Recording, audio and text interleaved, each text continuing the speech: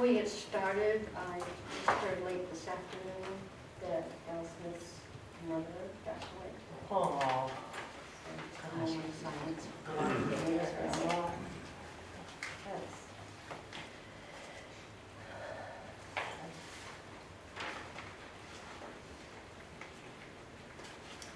Thank you.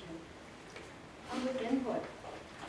Hi, Hi, Ralph. Nice to see you again. thank you. It's been a while since I've been here, but as you know, budget season's coming up. Oh, I know. And I'm retired, work for my wife, but I got a lot of time on my hands, so I'm starting to look at things now for budgets. And I've been going through your school thing last year, and I got a couple questions. One of them is, I was told, and I came to you guys for the truth, I was told that the Gallen Center used to run a daycare program for students, but it shut down. It's no longer operating. But the daycare center that we still have in place is used for free daycare for education people. Is that true? That's correct. For professional staff, it's part of the negotiated agreement of the teachers, not the rest of the staff. Okay. So it's part of the contract, teacher, Yes, it's part of the yes, it is. professional contract? Yes, it is. Okay. But it's also for Yeah. child, Yeah. it's a preschool, right? it's a preschool, but it's also for, what's the program? Child education? Early childhood education Early childhood education. is part of that So program. they use that? They use the children as part of the early childhood education. if you will. Okay. Yeah, The we- child development curriculum has been expanded to include that continues for children 3 to 8 years of age. So 3 to what? 3 to 8 years of age. 8? Well, because they go down to Lakeway and spend time for the CTC Oh, for the education class. program, those kids go to The not only students. the preschool, but also, yes, the students, they also go down to Lakeway.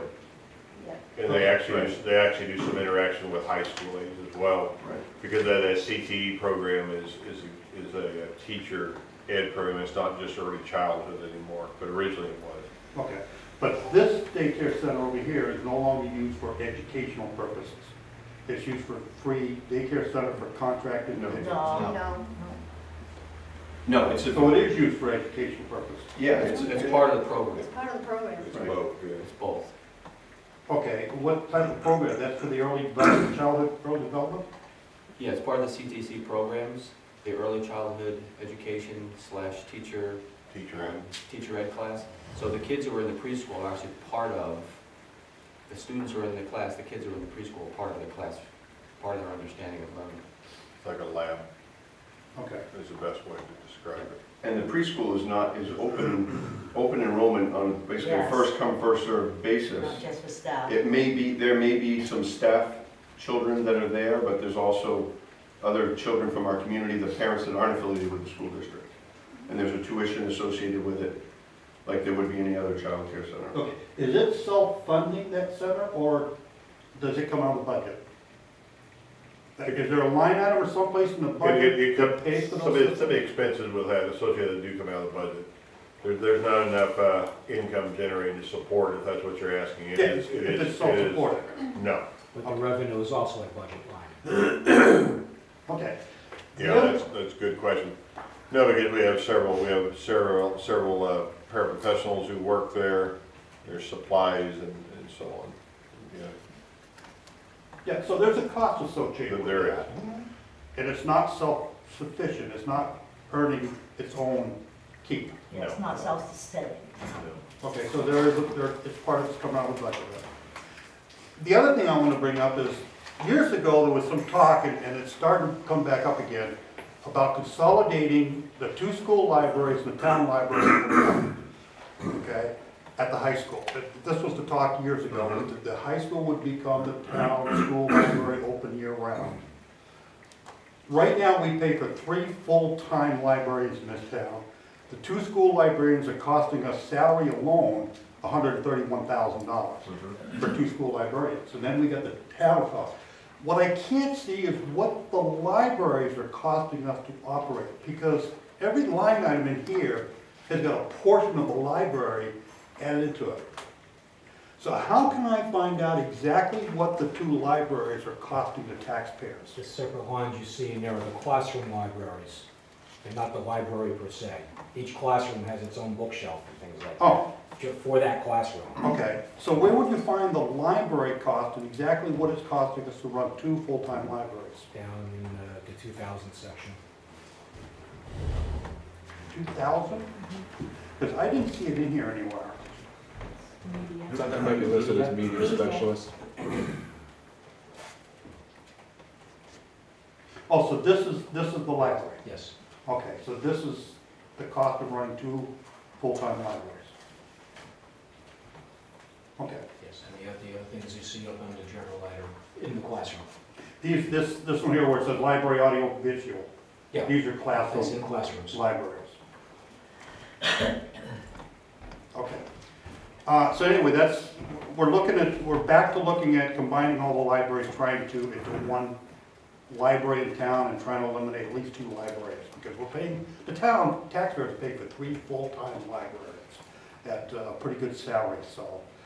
The other thing is I'd like to get a list, I'd like to email you and get a list of all school buildings and facilities and property that the school owns or maintains. Do you have a list of that? We can put one together. Okay, I'll email you and ask you for that list so we can see exactly what we're looking at, to see whether or not there's any of it out there can be eliminated or sold, to help the budget area. Ralph, the difficult thing about consolidating the school libraries is that the libraries in the individual building are part of the actual curriculum in the school. Like the kids, we don't call them librarians anymore, they're media specialists. So kids actually go, like Lakeway kids would go to the library for a class. So we'd have to bust them up here to the high school for those classes, if we did that. So it really is impractical to be able. But would it be practical to have 2 facilities with 1 librarian running them, and then have assistants running the actual library, being in the library's work, and eliminate 1 librarian? Then we're definitely looking at getting the town library out of the hands of the town completely, because the building is too old to be maintained. So that would be a library position gone. If the school can eliminate 1 and combine both libraries into 1 librarian, that would be a significant savings of just $67,000 on just the salary, not benefits.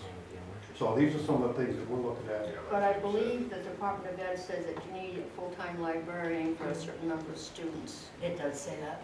And the librarian is a certified position. It's not like you couldn't have a substitute in there doing library work. You have to be a certified media specialist. Okay. Right, because I used to be part of that program, and they tried giving the librarian the responsibility of the Lakeway School, plus I think it was, middle school was at the old St. Rose building. They tried incorporating her in both buildings, and it was a nightmare because of the teachers requiring the librarian to put together their lesson plans, what the books to go along with their lesson plans. There's a lot of teaching going on there and a lot of planning that only a librarian can do. The assistant. Is that librarian position established by the state? What a librarian does, where like puts together curriculums for teachers? I'm not sure. I'm not sure. I mean, when I was an instructor, my job was to put together my own curriculum.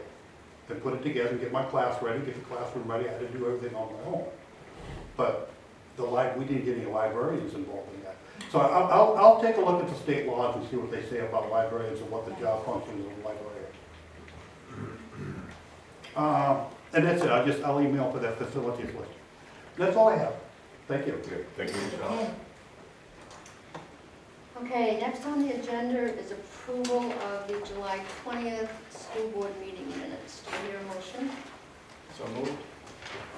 Do I hear a second? Second. Any errors, corrections, or omissions? Hearing none, all in favor? Aye. Motion carries.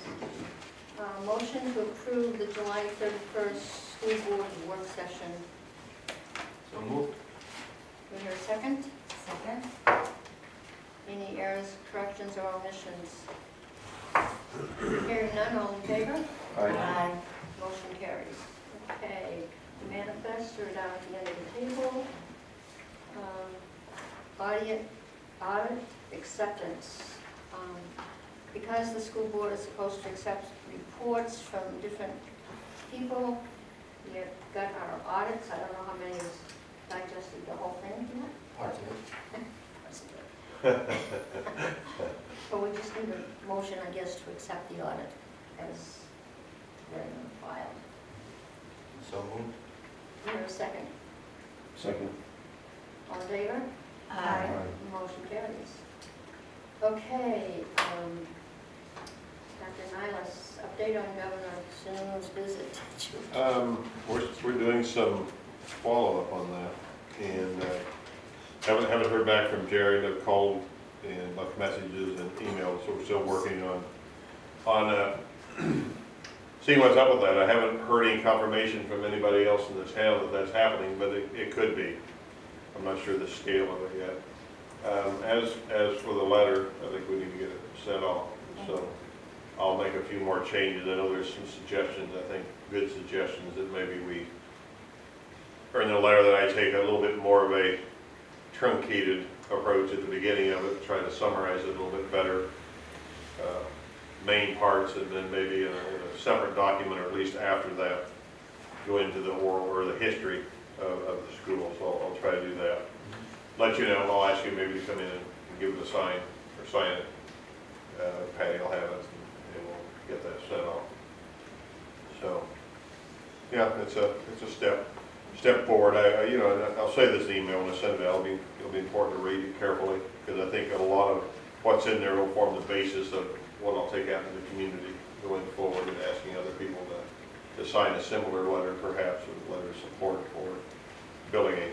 Is it your intent to get his attention when he comes to visit on the 20th, which is a Sunday? Yeah, I'd love to take him. I'd ask his, the contact there for, if we could be happy to show him the school, take him around as a tour. And I haven't heard back on that yet. So I've got some people working on that know him, and hopefully we could get some response there. I know they're very busy. Okay, I noticed that on my part, the treasurer's report, we'll go back to business. The treasurer's report is on the computer. Is there any questions from anybody?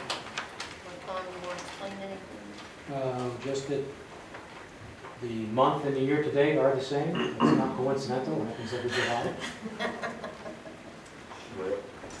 And the amount received from the town is also quite a bit larger during July, because we have bond payments and things like that. So we front load the first couple of payments. And more typically, we'd be looking just about $900,000 a month instead of the $1.2 million. Other than that, everything is balanced, reconciled, and all set. Okay. Thank you. Any further questions of Tom?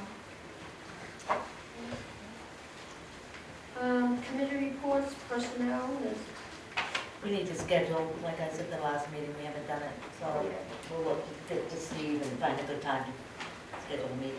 okay. Facilities, I don't think you've had a meeting, but you have We anything meet else? this Friday.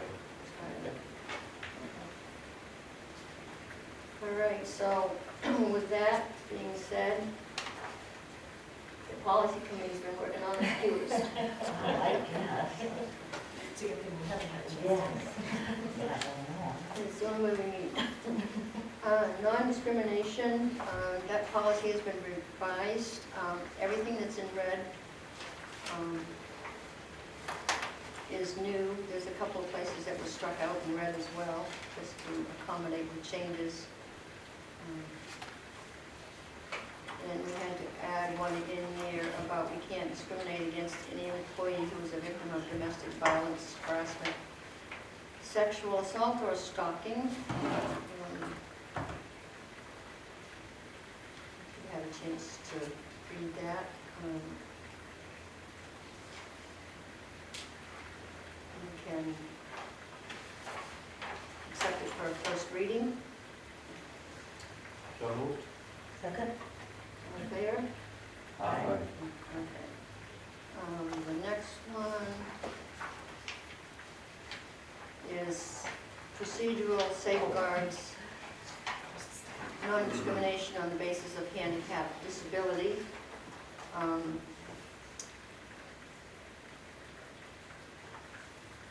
The School Boards Association came through with like a one paragraph statement, so we can eliminate the rest of whatever we had in there. Was most of the rest of that procedural? There's another one, well, there's more. That goes with this as part Yeah, of well, procedure? see, what happens is you have to refer to the New Hampshire DOE Procedural Safeguards Handbook. Yeah. It's all in the handbook. So we don't need to 50 repeat all that. pages. Right. Right. So we really need all that. We could do a first read and adoption if you like on that one. Okay. So moved. Is there a second? Second? All in favor? Aye. Okay. The next one is BGA Policy Development System.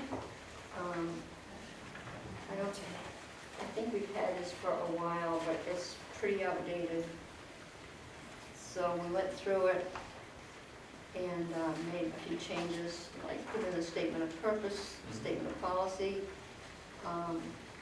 took out different things of who's going to be designated to maintain the system. And then the policy adoption, dissemination, and review. It used to say manuals, so now it's on the website, so we can forget the manuals, which would be much easier. And I think at the bottom we changed it so to say that the superintendent/policy committee would be responsible for notifying the board of policy updates and review. So, if you're okay with that, we can do a first read and adopt it tonight. So moved. Do you hear a second? Second. All in favor? Aye. Motion carries. The next one is IHBR.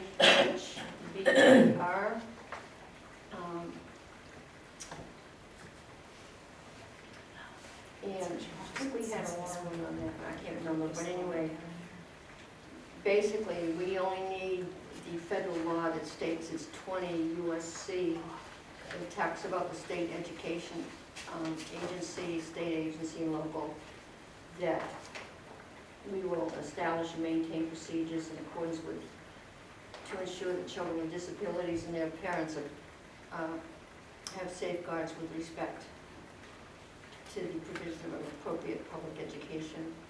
And we're required, of course, to provide those things. So we also just added that you can consult the New Hampshire DOE Special Education Procedures Manual to make sure all things are met. What do we say? You want to revise the first read and adopt this tonight? We need a motion. So moved. Do we hear a second? Second. All in favor? Aye. Aye, motion carries. The next policy is IHBAA, evaluation requirements for children with specific learning disabilities. So we did a statement of policy, and I think we had 2 or 3 pages, the same old thing. So all we needed to do was give them the reference. And did we put down, we're going to review and adopt this one tonight? Yeah. Do you hear a motion? So moved.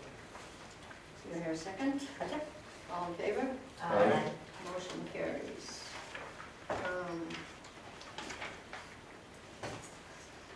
The next one, I think is the last one, is IHBAA-R, Special Education Evaluation Procedures. The School Boards Association had said school districts are required to provide, it's pretty much the same thing. So here again, we just consulted the book with it. So if everyone's okay with that, we can have a first read adoption tonight. So moved.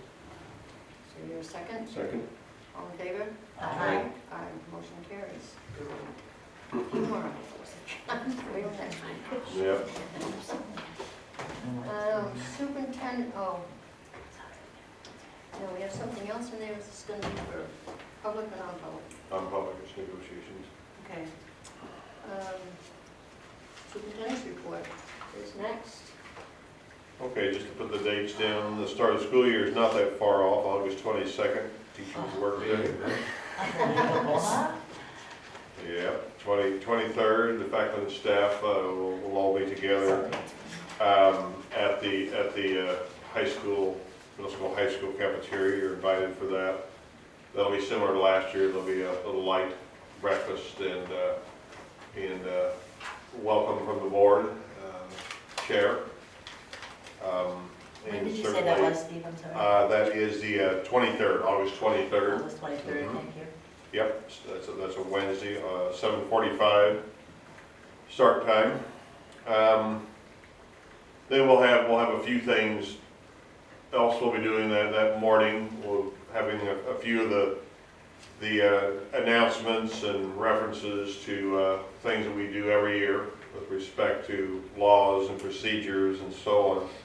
I will take a little bit of time and address the faculty and staff about the work of the Curriculum Advisory Council, about the work going forward, the priorities that have come out of the work with that council, as well as what the board and the buildings have done with respect to planning. In essence, it'll be a conversation about some familiar topics: competency-based education, universal design for learning, the need for us to bolster our socio-emotional learning and support, among other things, but that'll be the essence of that.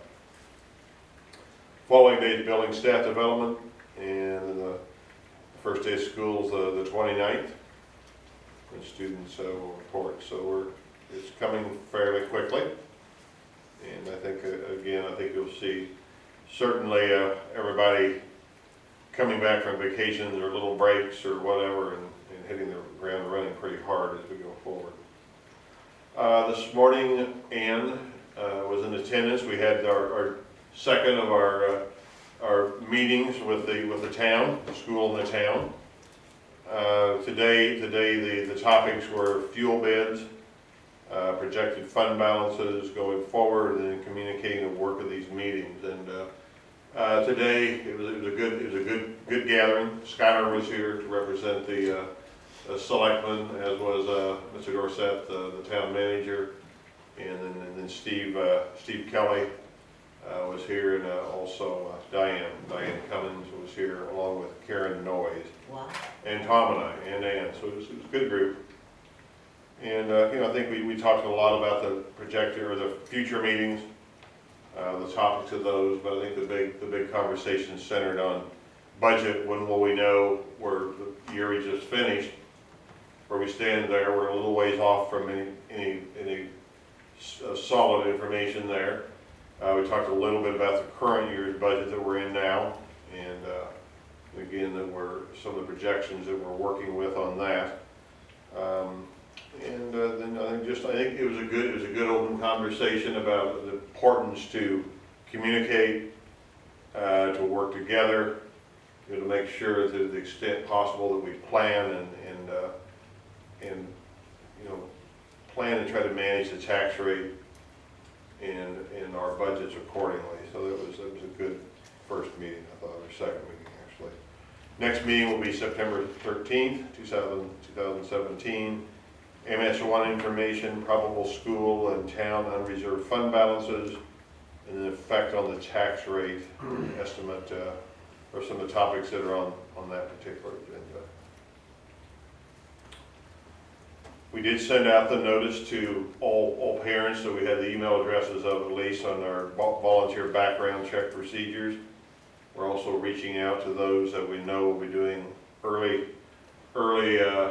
designated volunteer work, specifically the field trip of 6th grade, trying to get those individuals lined up, hopefully get them lined up for their background checks and get that done fairly quickly. But that has gone out, and we'll continue to work to communicate that. Legislative updates, I emailed you those the other day. No, I didn't email you those the other day. I'm going to email you those after today. Wrong email list, my apologies. But I will send out a list of legislative updates that Mike Elwell, his firm, or the firm that he works with, provided with us the other day. And there's a lot of references to change. I mean, they're not changes, but continuing procedure with regard to student safety, parents' rights, you know, a number of topics that we continue to work with, and the legislature continues to respond, you know, in various ways to make sure that we're doing a good job there. I will say that I was a bit struck by one of the items that was in that legislative update that seems to say that the state assessment system is probably going to change fairly significantly. And so that's something we've been talking about is highly likely coming, and it looks like it may be. Based on what I hear there, I've not heard a word from any other source, so I'll wait before we go too much further with that. But we've known for a while there would be some changes. And that's all I have for tonight. Okay, thank you very much. All right, so I'll need a motion to go into non-public session if there's nothing else at this point in time. I'll make a motion to enter into non-public session under paragraph 2, section 3 of the RSA 91A:3 of the right to know law for number 2, the hiring of any person as a public employee, and number 3, matters that would adversely affect the reputation of any person other than a member of the board. Taking with us the superintendent. And negotiations also, please. Oh, Yeah, which number is that? it's fine, yeah. Oh, it's fine, Okay, okay. so we're good, okay. All right, taking with us the superintendent. High school principal, Patty and Tom, please. Do we hear a second? Second. Roll call vote. Greg Cook. Kim Woodson. Millie Nelson. Jim Manning? And Leah.